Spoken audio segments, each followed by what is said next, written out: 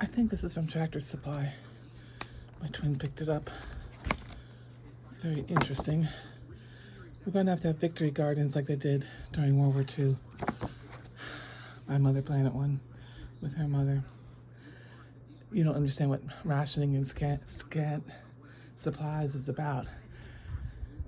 And that is partly what people are worried about, is that they're going to really try to take away our food supply. So we become complicit. You want to see a representation of what a lot of people expect to happen while we've been prepping, and other people have been prepping, and we get mocked for doing that and selling supplies as sponsors. Watched the movie with Viggo Mortensen, who's a European, and it's called The Road. And yeah, Viggo was the lover of the elf in Lord of the Rings, Ranger. And yeah, he didn't seem to get that what the book is about and what was made into a movie is the people of the planet having to come together to work together, all different races, which, you know, was represented in the book by elves and trolls and even the orcs. Maybe they didn't have a soul, but, you know, they didn't, I'm sure, want to spend their lives killing people. So my point is that we're to that point, people, and it could take a long time, and it could be way worse than what they're expecting, or it could be over and done very quickly. So I'm going to be talking during the show, but at noon in Spaces on X today, we are supposed to honor the Sabbath, which is today. It was the Catholic Church that changed it all up, but I'm going to be posting a video that shows the special Bible, St. Joseph's Bible, and why that book has, the Catholic Bible has much more books in it than our regular one.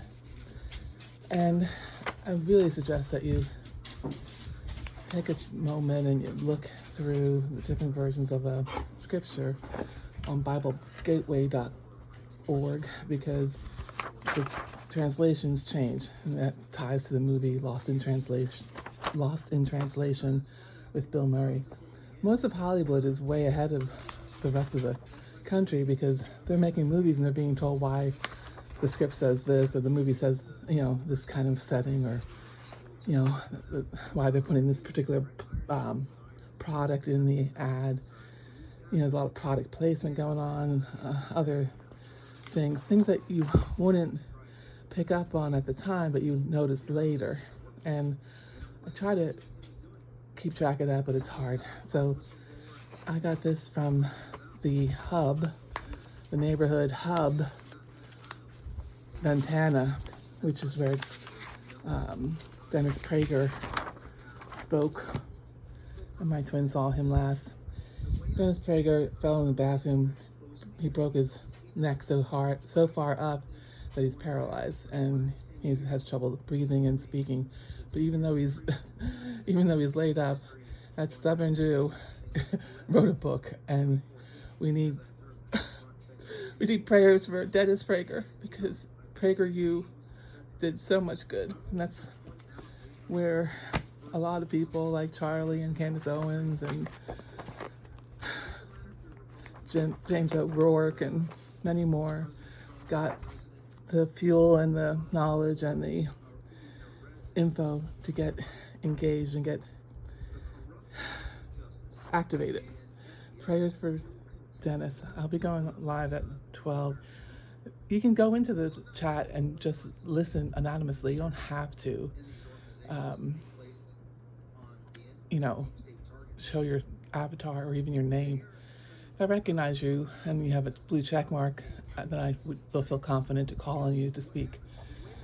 I've asked a couple of people to come, and I've done that before, and nobody shows, and that's also very humiliating and discouraging, and I could really use some encouragement right now. All right, see you in the spaces in a little bit.